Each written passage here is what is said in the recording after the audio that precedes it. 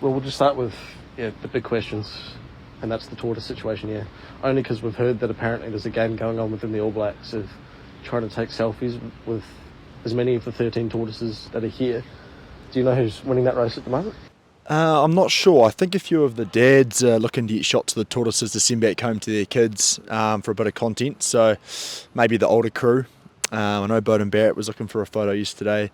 But yeah, you don't see too many tortoises rolling around. So there's certainly some decent wildlife over here in Africa. That's a pretty cool spot here, and your first time in Cape Town. What do you made of the reception the All Blacks have had? Because we saw you get off the bus just before, and I think there were security guards taking photos with Damien McKenzie, and that just goes to show just how much the All Blacks are loved here. What have you made of it? Yeah, like I heard about it before we came over, but seeing it and experiencing it's a different thing. And it's great to see the amount of support we've got. South Africa as a whole being great, welcoming us in, and to see some All Black fans, whether it's been down at training, or next to a school, or at the airport with security, or people who took time to come down, it's awesome. So we certainly appreciate the support, and hopefully a few of them are in the crowd this weekend. What's the review been like after the test from last week? Yeah, obviously there's a lot of positive stuff in there. For 60 minutes we played pretty well, and we're able to put them under pressure. So it's about, I guess, taking those good parts and looking to build on them. And then, there's been some talk around the last 20 and how we can control the game better. Discipline was obviously a key issue, so addressing that, and I guess more in my domain around the sort of kick battle or territory battle, how we can win that more to put us in the right areas of the park. So I think when you have a loss, you always tend to look at things you didn't do so well, but important for us to remember the things we did do and look to build on those in the second test. From a player's point of view, how's the philosophy of Razor different to Ian Foster, and how you're trying to play? Is that something that the players are still not struggling to adapt to, but still taking some time? Yeah, I guess for me, I've spent a lot of time with Razor at Super Rugby, so I'm kind of used to his the way he likes to do things, the way he structures his week, the game plan. Obviously Scott Hansen I spent a lot of time with as well, so I think for me I found things pretty similar, but you do have to acknowledge for the other guides it is a bit different. I think a lot of the stuff's the same, and there's a few key adjustments in there, so it's about just being really connected on the same page. You do make a few tweaks throughout the week, so making sure you sit down in the hotel, have those little conversations, and make sure we're aligned. We're excited about the way Razor's wanting us to play the game, and it's important we go out there and implement it now. We've been together for 5 or 6 weeks, so time to start, I guess, performing well. Is Razor at all different now as to what he was in the Crusaders environment as a coach? No, I think he's pretty similar. It's obviously a bit of a step up, and he's played Test rugby, so he knows what it's all about. Certainly, there's been a bit more of an edge to him, as you would expect. But no, Razor himself, he knows how important, I guess, enjoyment is, and people being able to be themselves is important to him, and getting to know the individuals. So huge around connection, huge around trusting each other. So I think pretty similar to what he's been doing in the past. Mate, you played a lot of fullback under Razor at the Crusaders. Now he's picking you as a winger. When you kind of reflect on that positional kind of situation, why do you think international coaches have seen you as a winger as opposed to a fullback?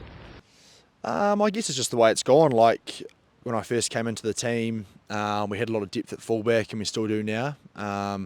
So like Bodie, Damien, Geordie a couple of years ago.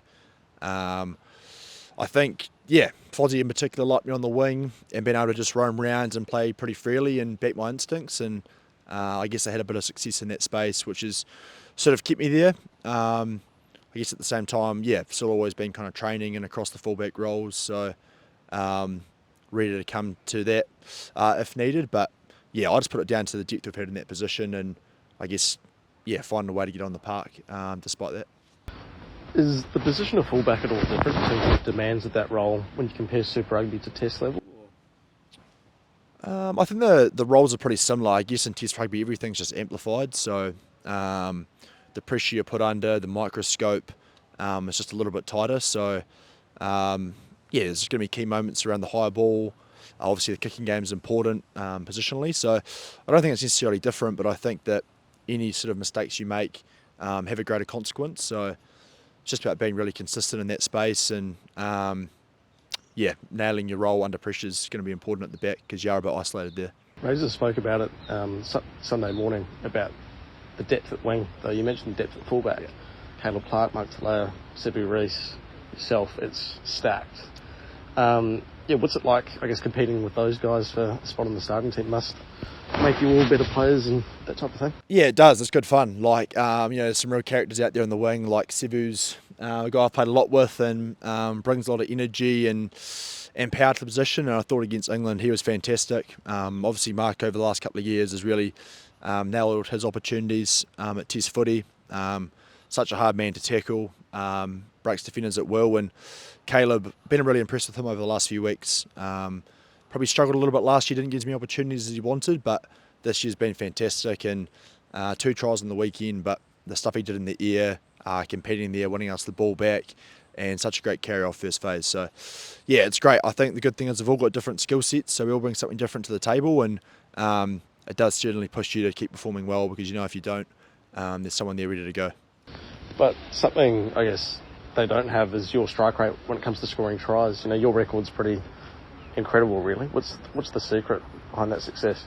Yeah, I guess a little bit. I don't know. I guess I've always liked like support play and trying to anticipate where a break might be made or where space is. So always try to anticipate where the game's going to go, and just find a way to get in around the ball and get touches. It's the sort of thing where you might run a line 3 or 4 times and not get it, and then the time you don't, it'll go there. So it's about being consistent with it. Yeah, just a high work rate, and yeah, obviously on the wing you get a few plums as well. So sometimes it's just catching it and putting it down. You're not doing a whole lot, but yeah, just trying to have a high work rate and be available when we do get those breaks. 2 more questions, but then I'll let you go. But what have you made of the South African wingers? You know, Lee's concussed last week, won't be playing this weekend, but obviously Cheston Colby as well. You know, they've got quality on their edges as well, don't they? Yeah, hugely. I think Cheston's obviously been doing it for a number of years, and over the last couple of years, Kurt Lee's really come into his own. And 2 guys that in particular very hard to mark one-on-one. Great footwork and powerful as well. Like, probably, I guess, short in stature, but certainly not small with the way they carry and defend. So, yeah, you've got to respect what they do and, do it both sides of the ball as well. So, huge amount of respect for the way they play. And, yeah, it's always good having someone inside you to help clean up because, they are difficult to contain one-on-one. Would you back yourself in a 100-metre dash against those 2? I don't know. I guess... Yeah, it'd be interesting. It's always hard to tell in a rugby field. You don't get too many opportunities to really open up and see the top end pace. So, no, that's certainly pretty quick, particularly off the mark. Over 100, I'm not sure. Maybe someone will get an intercept this week and we'll find out.